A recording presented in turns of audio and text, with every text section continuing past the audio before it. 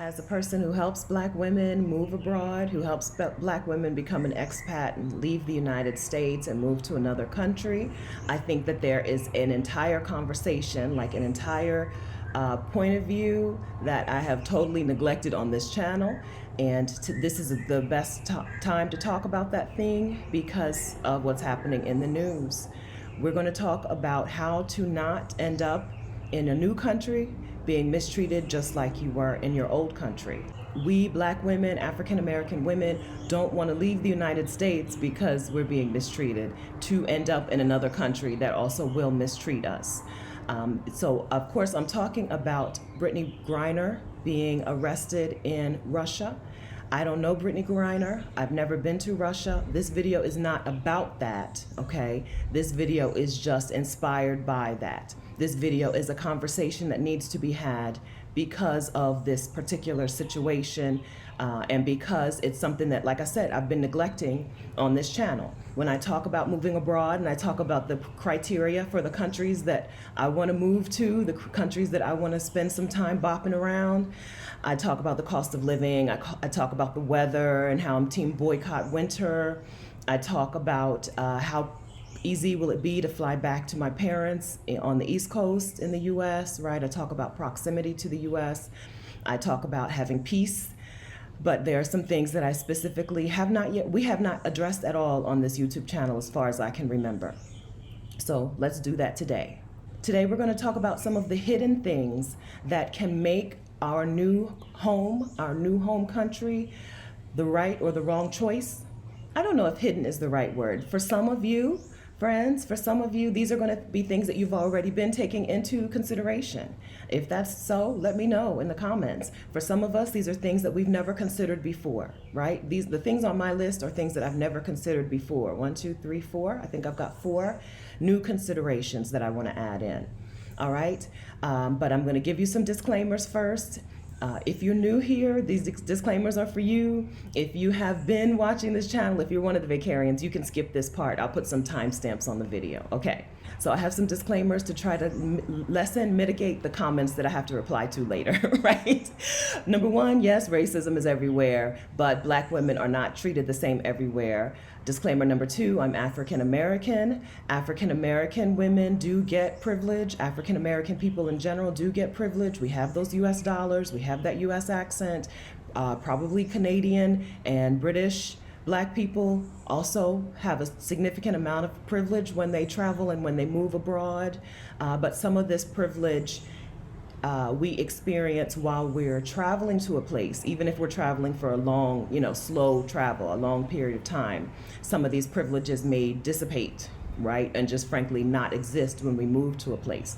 Portugal is a place where as a traveler I have received privilege. I don't know if that will still exist once I move to that place. Another disclaimer, these are thoughts that I've been thinking, all right? I am not a person who studies world governments. I am not a student of race and class. I am not a student of any of these things. I am a person, let me introduce myself. Hi, I'm Stephanie Perry. I'm a year-round house sitter. I'm the creator of House Sitter School, and I help Black women take a sabbatical or move abroad or bop around as a digital nomad. If that sounds good to you, make sure that you subscribe to my channel, click that subscribe button, and ring the notification bell. Turn on notifications so that you'll be notified when I post a new video. Welcome, okay? I am just a person who has experienced a significant time outside of the United States and got to look back at the US critically and decided that I did not want to live there, that I could not be the fullness of me. I could not be my full self, my full joyful, peaceful, happy self living in the United States. I'm in Curacao right now in the Caribbean. I'm spending the entire winter in Curacao, but I do intend to move somewhere sometime soon, get some sort of home base. I've been bopping around for a while. Okay, so now you know I'm a house sitter. I'm not a student of race and politics and economics, okay? These are some thoughts that I've been thinking, all right?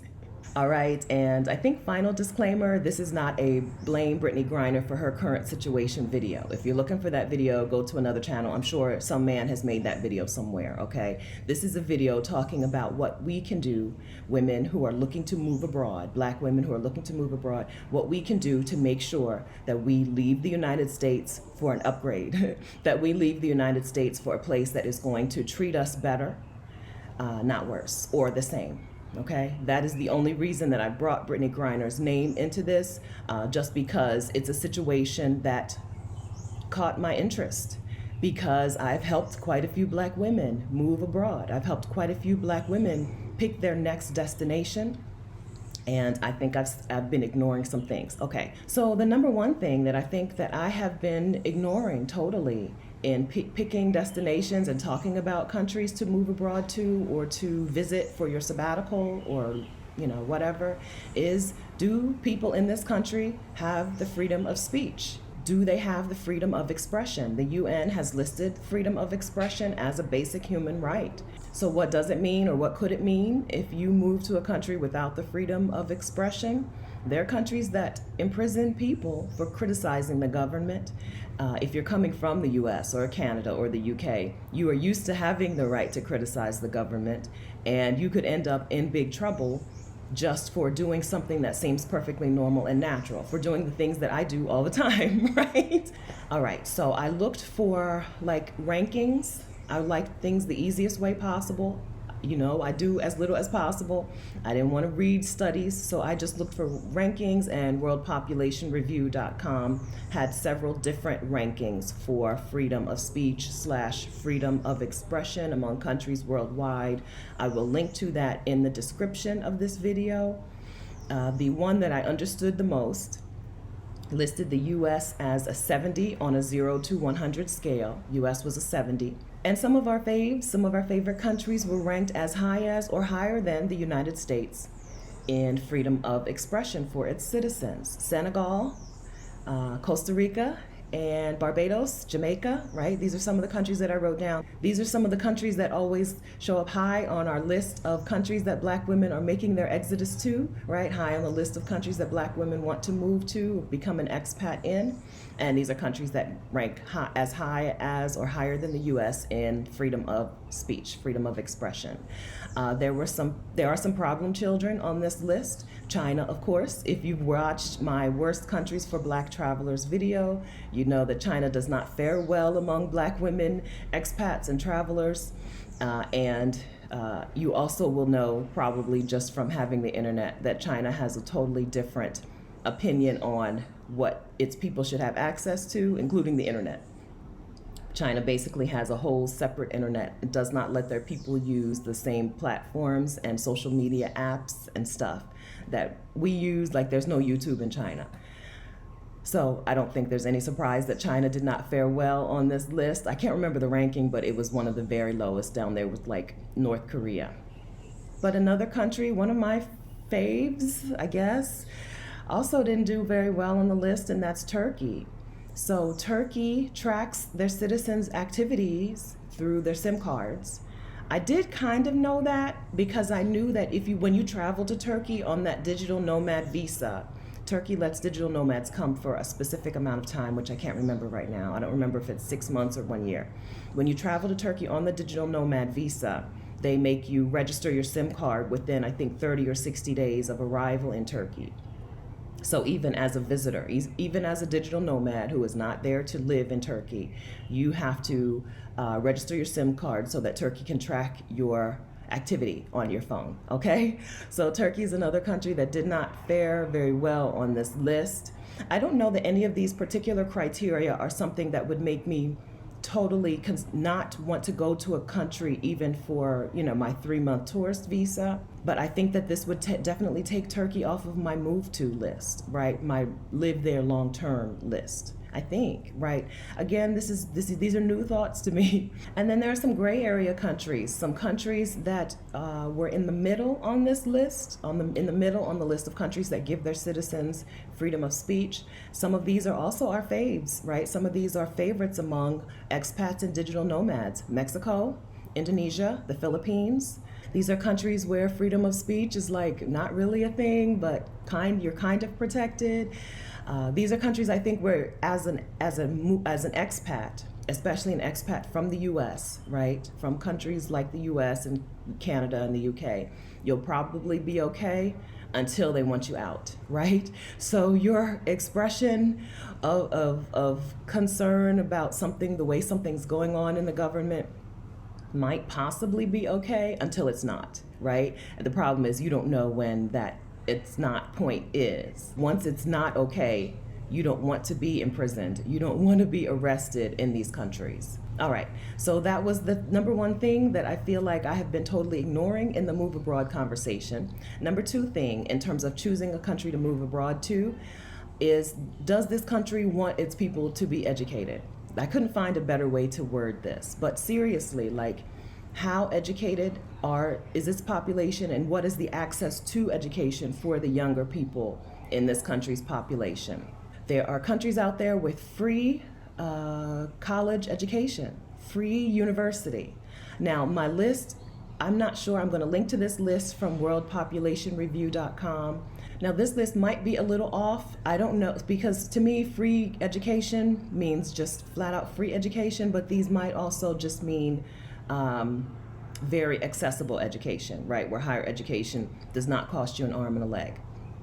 Again, some of our faves are on this list: Kenya, Panama, Turkey, Brazil, Spain, UK, France, Germany are all on the list of free higher education. Now, I don't think UK has, I don't know.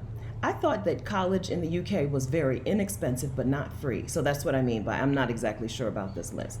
But in my opinion, I think a country that has gone out of its way to make education free for its people may be the kind of place where you're going to feel like the people are the priority in the government and not only the rich.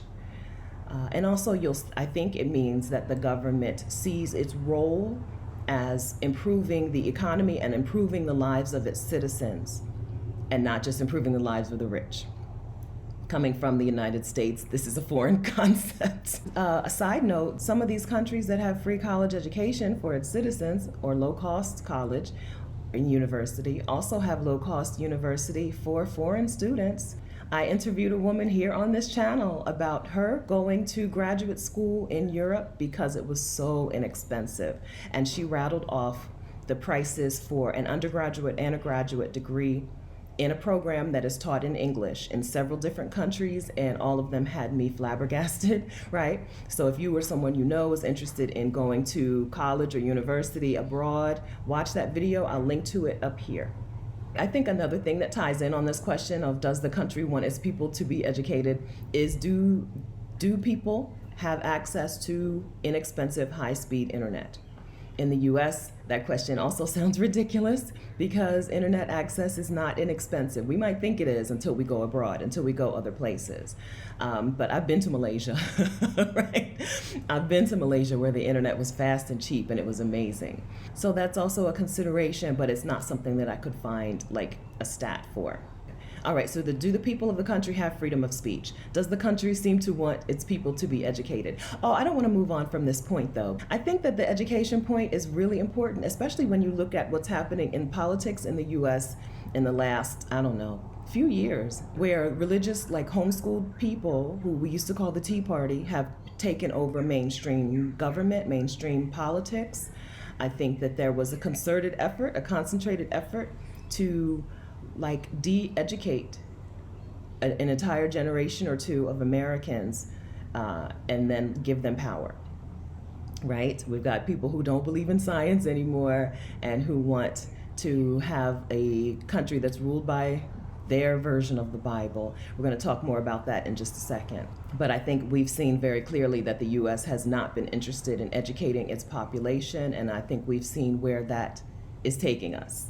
This is not a knock on all homeschooling. Lots of Black parents homeschool their kids because their kids are not safe in U.S. public schools or U.S. private schools or any other U.S. charter schools, right? Homeschooling for Black parents is a different proposition, I think, than homeschooling has been for white people. For white people, homeschooling has been a way to protect the patriarchy and raise daughters who only know how to be wives and mothers, and also just to make the population okay with education being so unattainable. So number two was, does the country seem to want its people to be educated? Number three thing that I'm starting to look more closely at when picking my next destination, right, when picking a place to move abroad to get residency in, is this a secular or a religious nation?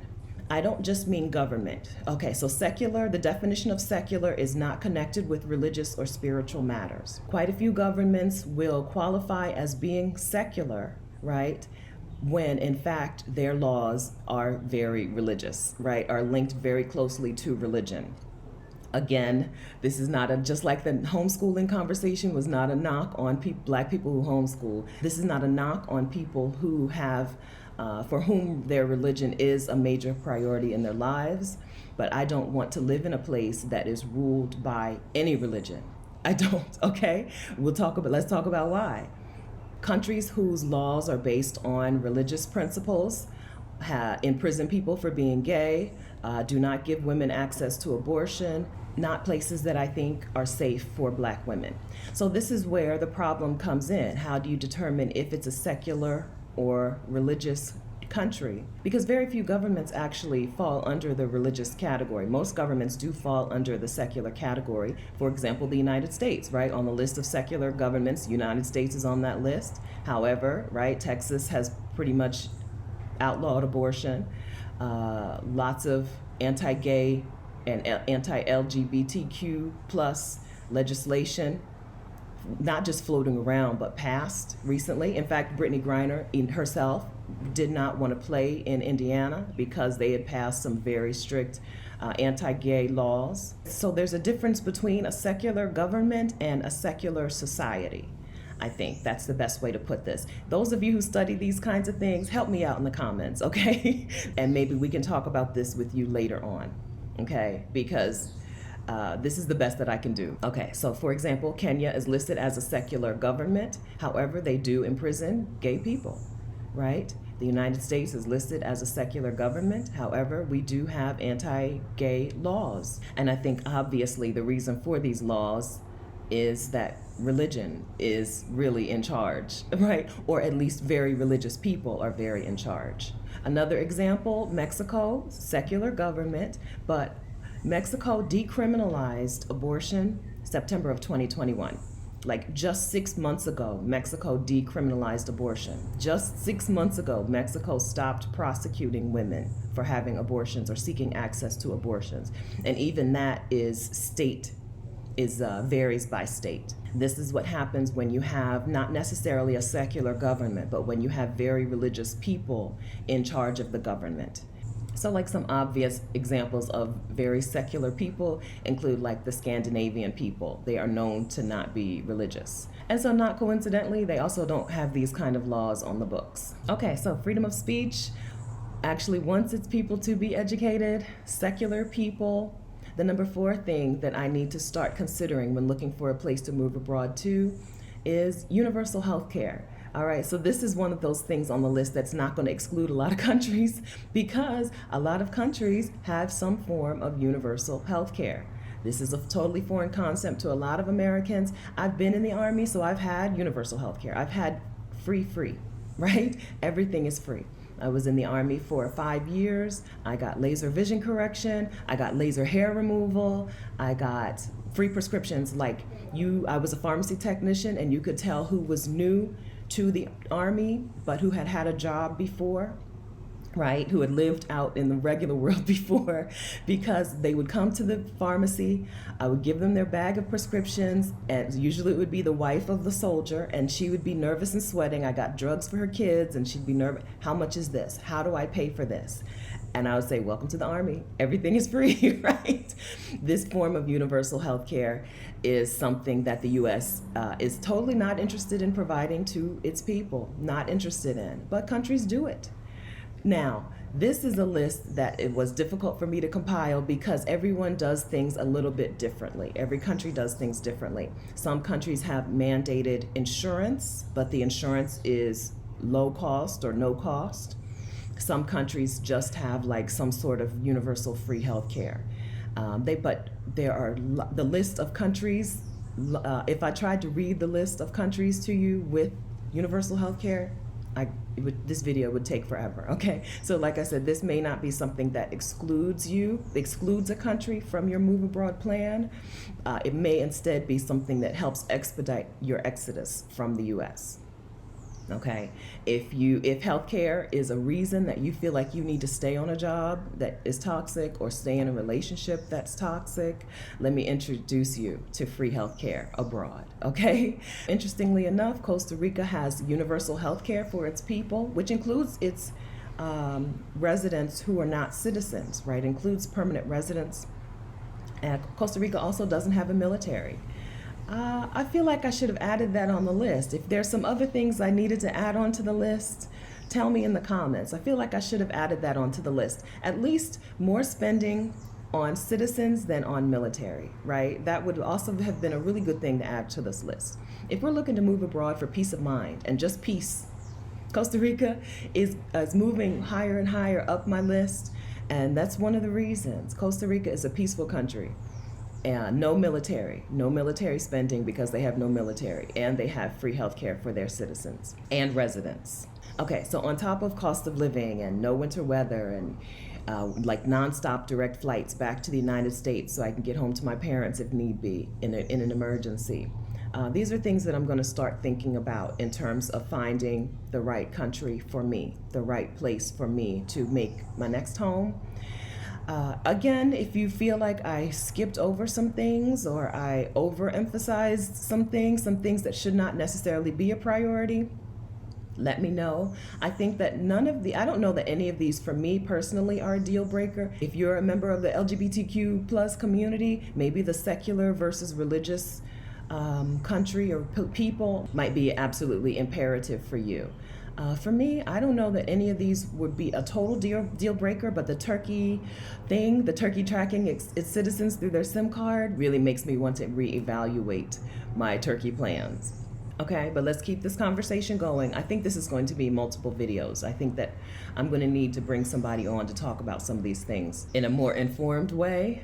But thank you for watching this video of some thoughts that I've been thinking, all right? I'd appreciate it if you would take a quick second and hit the like button on this video. Share it with anyone who is working on her move abroad plan so that she can maybe start thinking about some of these things as well. If you noticed that Costa Rica fared pretty well on this list and you're surprised by that, I wasn't surprised by it. I think that Black women have been kind of overlooking Costa Rica, and like I have an ulterior motive, like I want to change that. So I have a video for you to watch. I interviewed the global Black girl who is Marina from LA, who lives in Costa Rica and has kind of an enclave of Black women around her, a community of Black women who she's helped move to Costa Rica. You can watch that interview with the global Black girl here. And if you haven't heard, the Exodus Summit Easter meetup in Turkey has been changed to a 4th of July meetup in Mexico, and you can get a little bit more information about that meetup here. All right, thank you very much for watching. I'll see you next time. Bye.